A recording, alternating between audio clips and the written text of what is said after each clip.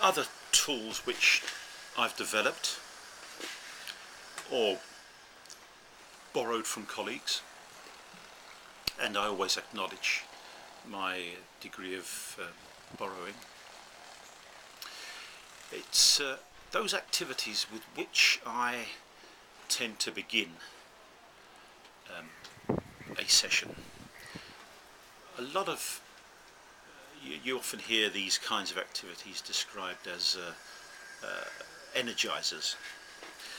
I don't really like the term energizer, because energizer tends to imply mobility, which is not always the appropriate way to begin a training session. So I have a category that I call arrival activities, and their purpose is to engage learners with the session, to engage learners, to draw learners away from whatever they've brought with them, and engage them in the learning experience, the sharing experience which is to follow.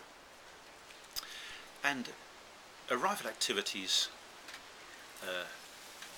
need to be varied according to the profile of the learners, the profile of the group you're working with.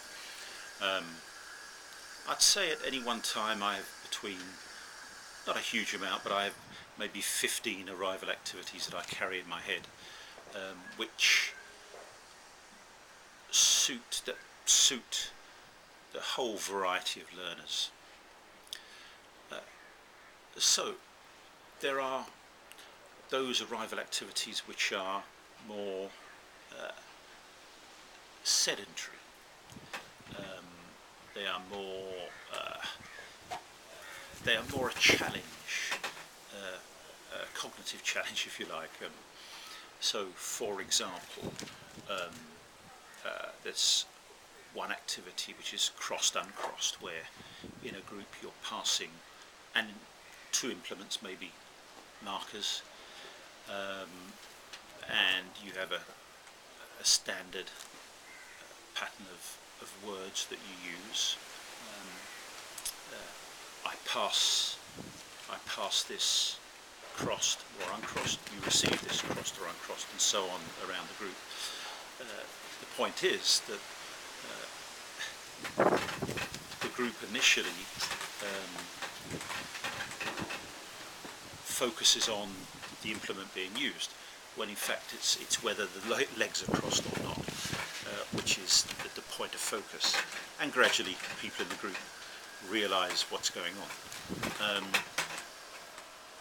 It's fun, it needs to be used carefully. That the purpose isn't to make individuals feel isolated or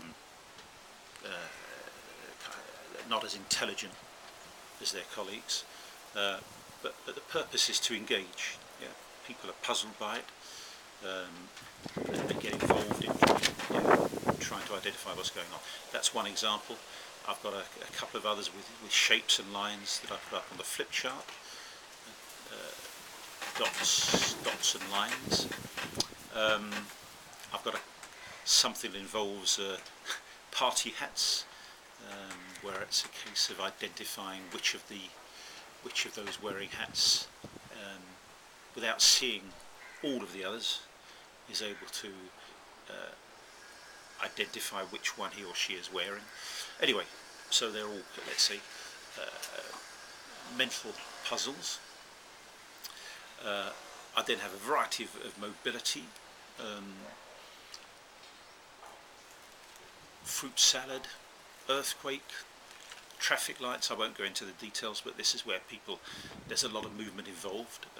So in terms of kind of physical energizing, those work, and they tend to work with younger people more consistently.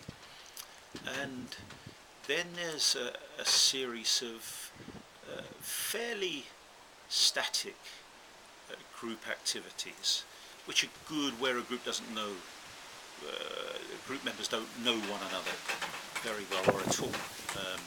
Some involve a minimal amount of touch, of contact, and I'll use those really, as I say, where members of the group don't know one another well, as a slow, introduction. So that's 3 areas, if you like, of arrival activities that I use.